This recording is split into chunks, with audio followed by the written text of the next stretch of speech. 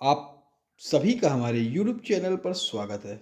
हम बात कर रहे हैं Allahabad university non teaching MTS 2024 की अनऑफिशियल आंसर की और रिजल्ट अपडेट के बारे में। जो भी भाई बहन हमारे चैनल पे नए हैं, जिन्होंने अभी तक हमारे चैनल को सब्सक्राइब नहीं किया है, सबसे पहले जाकर सब्सक्राइब कर बेल आइकन दबा दें, जिससे हमारे चैनल के द्वारा भेजी गई कोई भी सूचना नोटिफिकेशन आप तक सबसे पहले पहुंचे। आशा करते हैं आपने चैनल को लाइक सब्सक्राइब शेयर कर दिया होगा। आज हम आंसर की के बारे में, अनऑफिशियल आंसर की के बारे में जानेंगे। उसके बाद हम बहुत जल्द एमटीएस, इलाहाबाद यूनिवर्सिटी एमटीएस का कट ऑफ लेकर आएंगे। और जो भी भाई बहन चैनल पर नए हैं, जिन्होंने, अब फिर से कहता हूँ, चैनल को लाइक सब्सक्राइब शेयर नहीं किया, जल्दी से कर लें। ठीक है, क्योंकि जानते हैं हमारे चैनल का ध्येय वाक्य ही है विद्यार्थी हित सर्वोपरि। विद्यार्थी हित से जुड़ी तमाम सूचनाएं, नौकरी संबंधी सूचनाएं, चाहे वो उत्तर प्रदेश राज्य की हो या अन्य राज्यों की हो, सेंट्रल गवर्नमेंट की हो या प्राइवेट हो, संविदा हो या आउटसोर्सिंग हो, सारी तरह की जॉबें या रिजल्ट या उनसे जुड़ी, विद्यार्थी हित से जुड़ी कोई भी सूचना हमारे चैनल के द्वारा आपको प्रोवाइड की जाएगी। चलिए बढ़ते हैं अनऑफिशियल आंसर की के बारे में। यहाँ यहाँ पे आप देख सकते हैं इलाहाबाद यूनिवर्सिटी एमटीएस एग्ज़ाम 16/12/2024। यहाँ पे आप देख सकते हैं। ठीक है, 15/12/2024। ठीक है, 15/12/2024, 15 तारीख को एग्ज़ाम हुआ था और उसी की अनऑफिशियल आंसर की है। ऑफिशियल है, अनऑफिशियल है। अगर आप सभी को, जो भी भाई बहन हैं जिन्होंने एग्ज़ाम दिया था, उनको और भी क्वेश्चन याद हैं, तो वो क्वेश्चन कमेंट बॉक्स में कमेंट कर सकते हैं। फिर हम उन क्वेश्चनों को ऐड कर कर फिर एक आंसर की बनाएंगे, जिससे वो सभी भाई बहन जो एग्ज़ाम देकर आए, उनके लगभग लगभग आंसर कितने सही किए हैं वो उनको पता चल जाएंगे। उनके सही आंसर की क्या ऑप्शन हम, आप क्वेश्चन जैसे आप कमेंट बॉक्स कर देंगे, उन क्वेश्चनों के सही आंसर भी हम आंसर की के साथ पुटअप कर देंगे।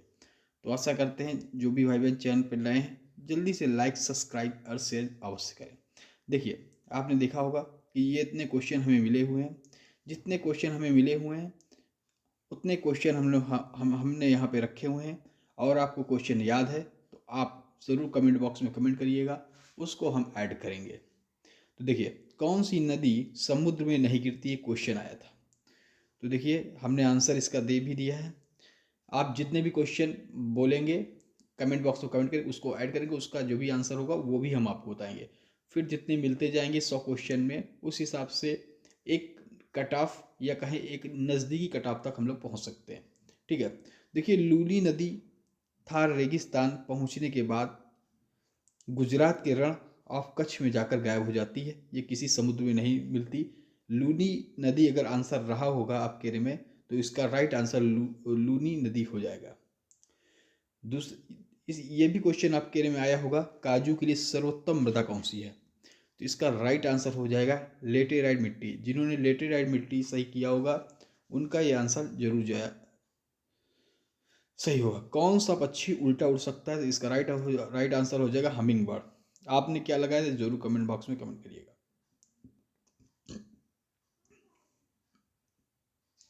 गंगा नदी का नाम बांग्लादेश में क्या हो जाता है? तो ये क्वेश्चन आपको मैंने अपनी मैराथन क्लास में भी कराया था। आप देख सकते हैं एग्ज़ाम से 2-3 दिन पहले हमने ये क्वेश्चन आपको कराया था। जो 250 प्लस क्वेश्चनों की सीरीज़ थी, उसमें से 3 से 4 क्वेश्चन मेरे ख्याल से फंसे हुए हैं। तो आप देख सकते हैं, गंगा नदी को बांग्लादेश में पद्मा नदी कहते हैं। जिसने पद्मा लगाया उसका सही हो जाएगा। विद्युत हीटर के तार में कौन सी धातु होती है? तो विद्युत हीटर के तार में निक्रोम नाम की मिश्र धातु होती है। जिसने निक्रोम में राइट आंसर लगाया होगा उसका सही हो जाएगा, हुआ होगा आंसर। सोडियम का प्रतीक चिन्ह है Na। ठीक है, एस से आप सोडियम मत लगा देना, एस से सल्फर भी होता है। सोडियम का Na हो जाएगा। NaCl किसका होता है? तो इसका कमेंट बॉक्स में जरूर कमेंट करिएगा। मद्रास में होम रूल की शुरुआत किसने की थी? तो मद्रास में होम रूल की शुरुआत एनी बेसेंट ने की थी। अगला बढ़ते हैं हम लोग। भारत का सबसे बड़ा मेला कहाँ लगता है? तो आपको पता है, जैसे मैंने आपको बताया था कि एक बांग्लादेश में बांग्लादेश में हिंदुओं पर अत्याचार हो रहे हैं, तो वहाँ से भी क्वेश्चन बांग्लादेश से भी ले सकते हैं। और एक क्वेश्चन बांग्लादेश से दिया गया था। और प्रयागराज इलाहाबाद यूनिवर्सिटी का पेपर है, तो प्रयागराज से भी एक क्वेश्चन आ गया था। जो भी अगर नहीं आता, उन्होंने जिन्होंने कुंभ मेला लगाया होगा उनका राइट आंसर होगा। संविधान से कुछ क्वेश्चन थे, जिसमें इसका आंसर एक का आर्टिकल 32 था। ठीक है, शायद संविधान की वो आत्मा कुछ भी ऐसा कुछ क्वेश्चन था, उसका 32 था।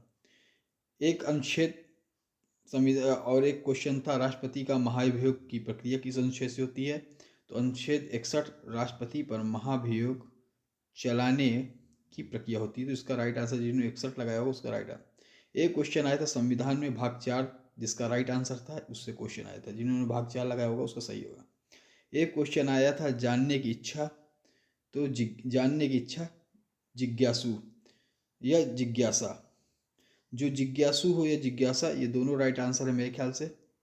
एक क्वेश्चन आया था जिस पर उपसर्ग नहीं, उपसर्ग से आया था, जिसका जो इस पर उपसर्ग नहीं है, तो जिन्होंने अपनापन, और इसका राइट आंसर में कैसे अपनापन था, जिन्होंने अपनापन पे लगाया होगा तो उनका जरूर सही हुआ वो। ठीक है, आगे बढ़ते हैं। एक संप्रदान की विभक्ति पूछी गई थी। ठीक है, हाँ, बांग्लादेश से क्वेश्चन यहाँ पे देखिए आ गया था। मोहम्मद यूनुस ने किसने ग्रामीण बैंक की स्थापना की थी, किस बैंक की स्थापना की थी, ऐसा कुछ क्वेश्चन मेरे ख्याल से आया हुआ था। कौन सा जल या कहें पाक संधि जैसे होता है, जैसे बोला था पाक संधि, तो श्रीलंका और इंडिया। इसी तरह कौन सा जलमरु मध्य स्ट्रेट ऑस्ट्रेलिया और तस्मानिया को अलग करता है, कौन सी, ठीक है, संधि अलग करती है। तो जिसने भी क्वेश्चन में लगाया होगा बास स्ट्रेट एक जलमरु है जो तस्मानिया के द्वीप राज्य को ऑस्ट्रेलिया की मुख्य भूमि से अधिक, विशेष रूप से विक्टोरिया के तट सीमा द्वीप के पार भूमि के अपवाद के साथ अलग करता है। तो बास स्ट्रेट जिसने लगाया होगा उसका राइट आंसर हो गया होगा। एक क्वेश्चन आया था हिंदी वर्णमाला में कितने अक्षर होते हैं, तो 52। एक क्वेश्चन आया था इससे, यहाँ पे देख सकते हैं, परमाणु अनुसंधान कहाँ पर नहीं है। ठीक है, जैसे तारापुर में है, रावलभाटा में है। एक ऐसा क्वेश्चन आया होगा जिसमें नहीं है, तो उसमें आपने क्यों। 24वें वित्त आयोग के अध्यक्ष कौन होंगे, तो एक क्वेश्चन इससे रिलेटेड था। तो 2 अप्रैल 2024 को पुनः प्राप्त सरकार ने अरविंद पगड़िया को 16वें वित्त आयोग का प्रमुख नियुक्त किया। जिसने अरविंद पगड़िया लगा दिया होगा उसका राइट आंसर हो जाए होगा, उसको नंबर मिल जाएंगे। कई क्वेश्चन आए थे, जैसे कर्मचारी से रिलेटेड जो उनका वर्क है, काम है, जैसे डीए से रिलेटेड, जीपीएफ से रिलेटेड, मेडिकल लीव से रिलेटेड संबंधित क्वेश्चन, ये सारे क्वेश्चन पूछे गए थे। ठीक है, देखिए आज हमने, और अगर आपको और भी क्वेश्चन याद हैं तो आप हमारे कमेंट बॉक्स में जरूर कमेंट कर दीजिएगा। जिन्होंने सब्सक्राइब नहीं किया सब्सक्राइब कर, लाइक और शेयर कर दीजिएगा। कमेंट बॉक्स में आप कमेंट कर देंगे, इसके हम सही आंसर इसी श्रृंखला में जोड़ देंगे।